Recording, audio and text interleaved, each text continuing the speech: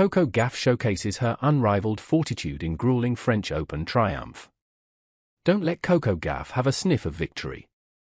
Don't get in a situation where a match becomes about more than just the tennis. Don't open the door even a little bit for her to knock down. Because if you're on the other side of the net against this special 21-year-old from Atlanta via Delray Beach, Florida, and there's a big trophy on the line, there might not be anybody in sports mentally tougher or better prepared for the ugliness of a true battle. Gauff won a second Grand Slam singles title on Saturday at her favorite tournament, beating number 1 Aryna Sabalenka 6-7, 6-2, 6-4 to take home the French Open title she has long desired.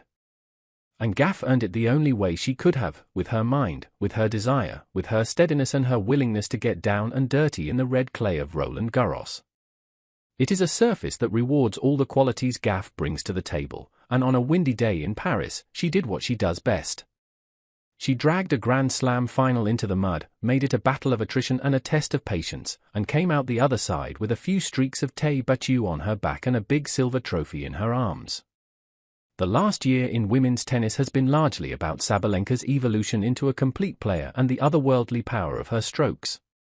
But this match? It wasn't just about the forehands and the backhands.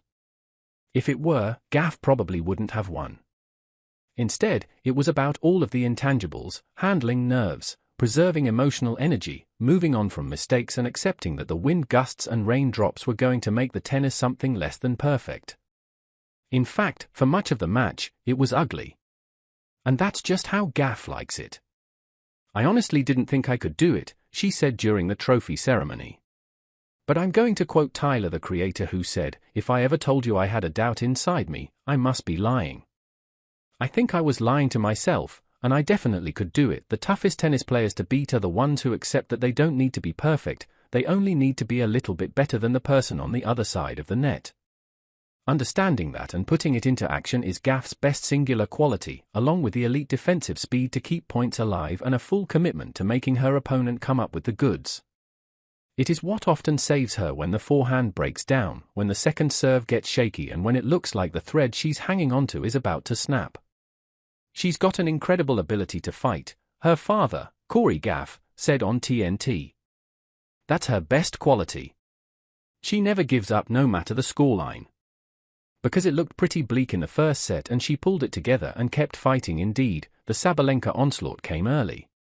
She led 4-1, 40-love, and it looked like the first set was gone.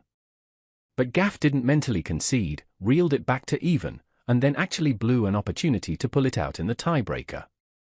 Having that effort go unrewarded would have broken a lot of players. Not Gauff. The longer the match went, the longer the points went and the more the wind blew, you could feel Sabalenka's discomfort and frustration growing. At the same time, you could see Gauff's inner calm prevail. It started to look a lot like the 2023 US Open final, when Gauff got Sabalenka to emotionally detonate in a 2-6, 6-3, 6-2 win. Sabalenka didn't handle it much better this time.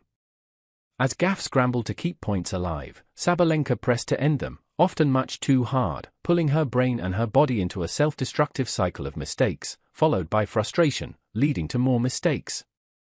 Ultimately, the unforced error count told the story, Sabalenka 70, Gauff 30. The steadier player won the day.